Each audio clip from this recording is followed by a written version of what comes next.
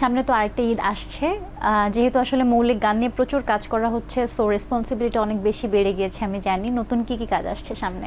নতুন 3টা গান করেছি, এটা দেলোয়ার আরজুদা সরব 3টা গান করেছে, 3টা বড় বড় কোম্পানিদের সাথে কাজ হয়েছে। আর আমার চ্যানেলে একটা ঈদে একটা গান অবশ্যই জমজমাট আসতেছে। আর হচ্ছে এই তো এইভাবেই কাজ করছি।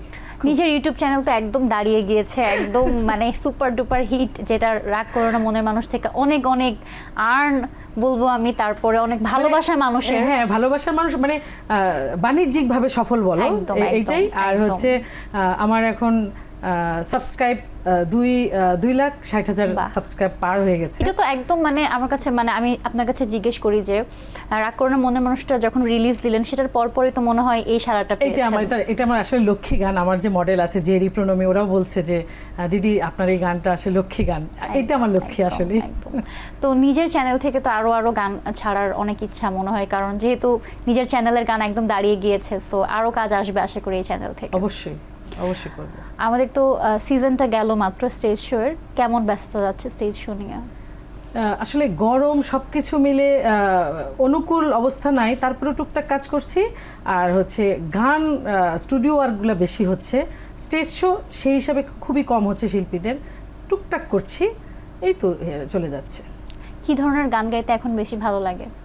আসলে এখন তো বাণিজ্যিকভাবে চিন্তা করলে ফোক গানটা, মা মাটির গানটাই আসলেই মানুষ নিচ্ছে। অনেক আধুনিক গান, হাজার হাজার গান হচ্ছে, এইগুলো আসলে খুব একটা সাড়া যাচ্ছে না।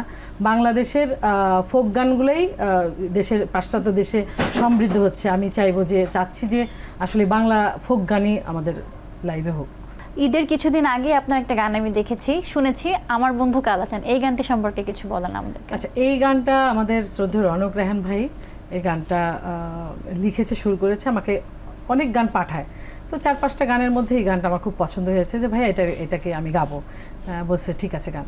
তো গাইলাম। তো এইটা এসডি সাগর, উনি কম্পোজার, উনি কম্পোজিশন করেছেন। তো এই গানটাও টিকটক রিলস খুব ভালো যাচ্ছে। এই গানটা ঈদের